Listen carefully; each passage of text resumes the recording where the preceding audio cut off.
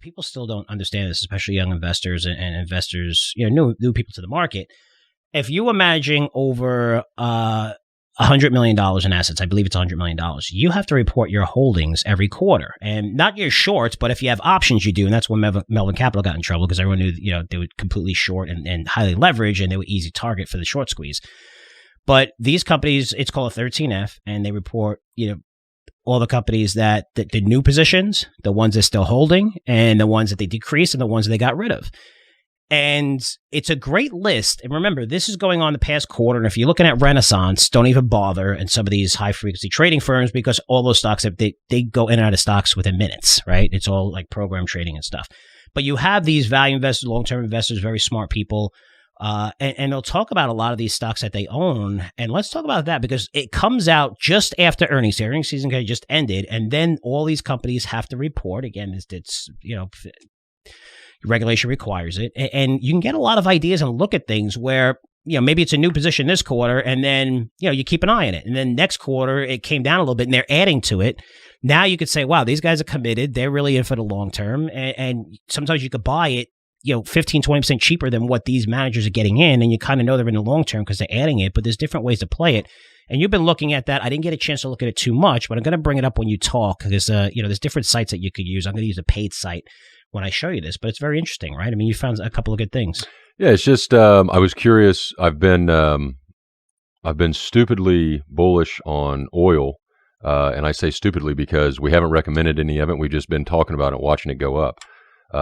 So that's been frustrating. So I was looking to see who, what these hedge funds were looking for, and anybody was taking some oil positions, and they have. And like you were saying, it's cool because you can see Whale Wisdom is a free site that people can go to, and they track a lot of good 13F information, 13F filings.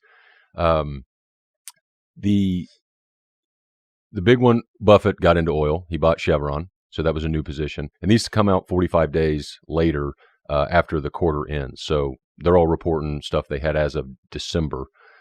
So like Frank said, it could change a little bit. But David Tepper, who I always like paying attention to, gazillionaire, awesome hedge fund manager, he took an 8 million share position in Oxy.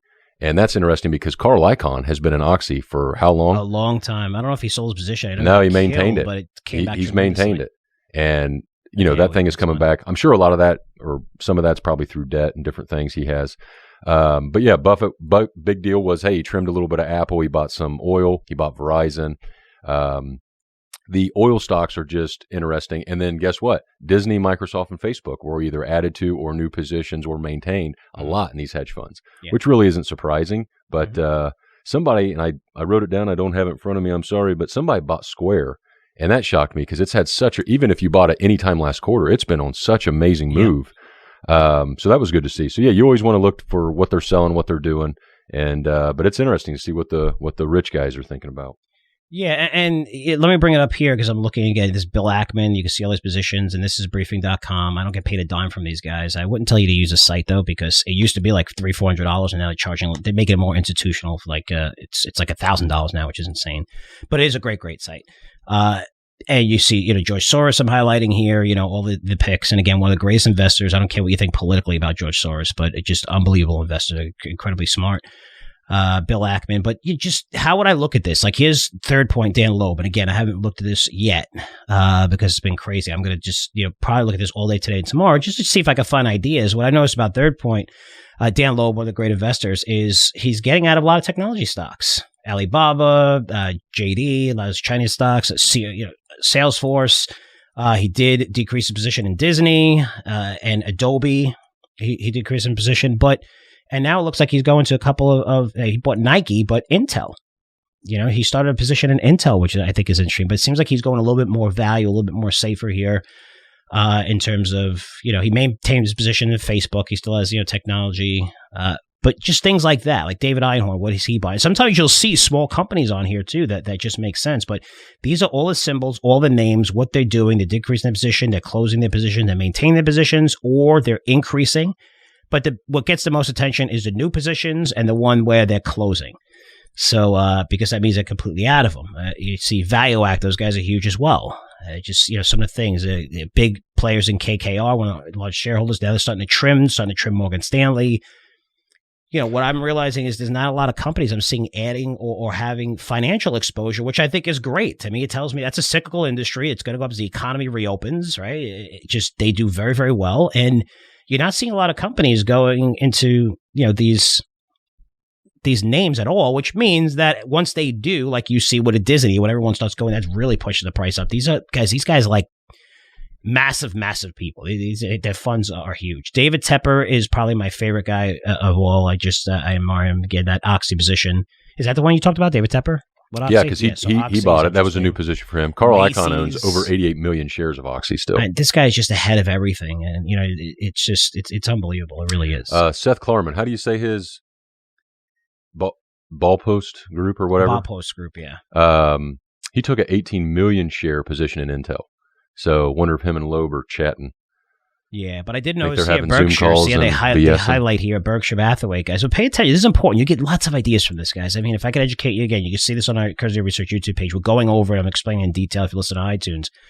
But Berkshire is they're out of gold, GOLD, right? That was so big. Like every single, because the resource guys, Buffett's in it. And even though it's not Buffett picking these stocks anymore, it's portfolio managers, but they're out of it.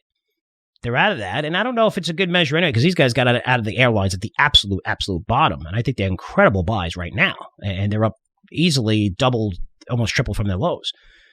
But just going through this, Starboard Value, Jeffrey Smith, very, very great investor, and it's a great firm. Just these guys have amazing returns, but look at all these stock picks that you can go through. Tiger Global as well. Just buying Dash. That's a new position in Dash, really, at this valuation. That's interesting. So this allows me to really look at this and find new ideas, which is awesome. And you'll see a lot of those ideas show up in the newsletter. Now, remember, these are things that they purchased. They could have purchased 3 months ago, 3.5 months ago. They could be out of these positions right now, actually. They could have sold them last week, but they have to report them as of like 2 weeks ago, I think, whatever it is.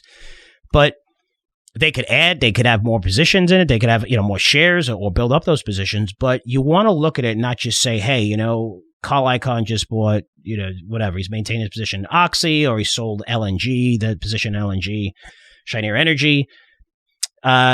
You want to look at it and say, okay, what is it? What is he doing? And a lot of times, are they adding to their positions quarter after quarter? Are they building it up? Like, the Buffetts, the Carl Icahns, they like to build up their positions. Some of them take a full position right away.